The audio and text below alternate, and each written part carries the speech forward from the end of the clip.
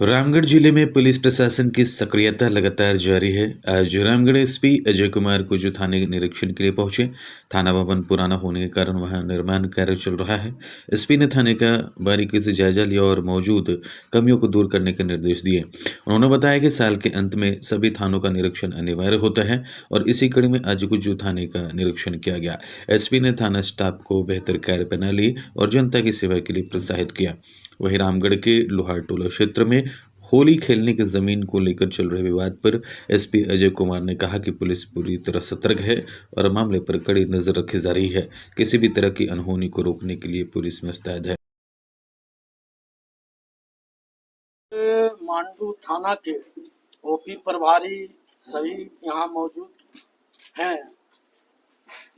Crime लंबित कांडों के अलावे आपने क्या दिशा निर्देश इन लोगों को दिया? आज जो सभी सीनियर ऑफिसर्स को अपने प्रतिष्ठान का इंस्पेक्शन करना होता है वर्ष में, और उसी क्रम में पहले से शेड्यूल था कि कुजू ओपी का इंस्पेक्शन के लिए मैं आज आया। यहाँ पे जो आप देख रहे हैं कि ओपी परिसर का जो निर्माण की कार्य किया जा रहा है, ये काफ़ी पुराना बिल्डिंग है। इसके अलावा यहाँ मेस की कमी है, बैरक की कमी है। वर्तमान थाना प्रभारी के द्वारा ये सब काम किया जा रहा है।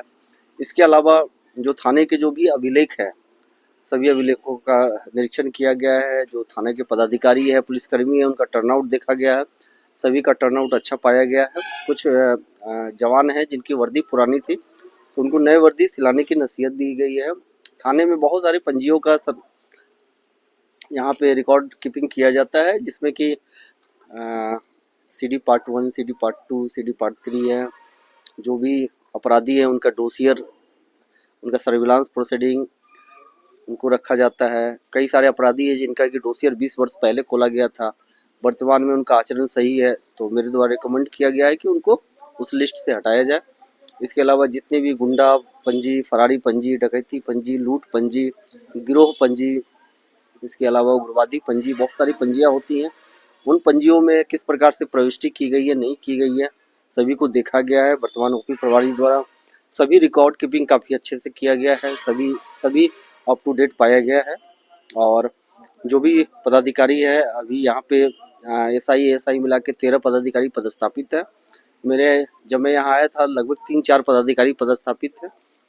तो उन पदाधिकारियों के द्वारा क्या क्या क्षेत्र में काम किया जा रहा है, अभी मेरे द्वारा यही इनको बताया गया कि जितने भी हैं पुलिसकर्मी, हमारा उद्देश्य है कि जनता को सेवा देना, जनता के साथ में अच्छा समन्वय स्थापित करना, जनता का कोई भी काम हो उसको त्वरित गति से करना, पुलिस की छवि को सुधारना, क्योंकि पुलिस की छवि हमेशा प्रश्न चिन्ह लगते रहे हैं।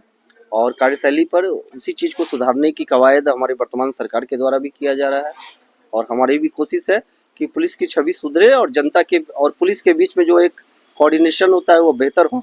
साथ ही साथ जो पुराने लंबित मामले हैं, 2021 के भी कई मामले लंबित है, उसको भी नेक्स्ट मंथ तक का टारगेट दिया गया है कि उस केसों में कमी लाए। वर्तमान में हम लोग के साथ में यहाँ के मांडू इंस्पेक्टर रजत कुमार साथ में है, उनको भी कुछ दिशा निर्देश दिया गया है कि अपने अधीनस्थों का वो मार्गदर्शन करेंगे और केसों का रिव्यू करेंगे।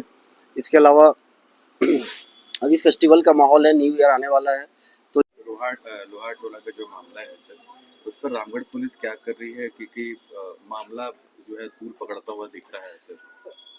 लोहार टोला में जो होलिका दहन जो ग्राउंड है, उसकी बातें मेरे संज्ञान में भी आई है।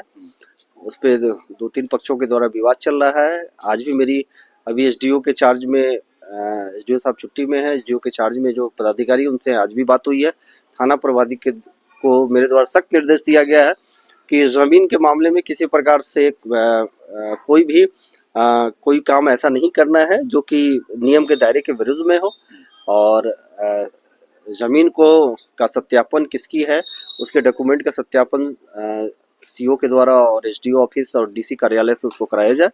उसके बाद ही पुलिस तब तक उस पर अभी जो भी निर्माण कार्य हुए मेरे द्वारा ये किया गया है, उसको नियम संगत उस पर कार्रवाई करनी चाहिए।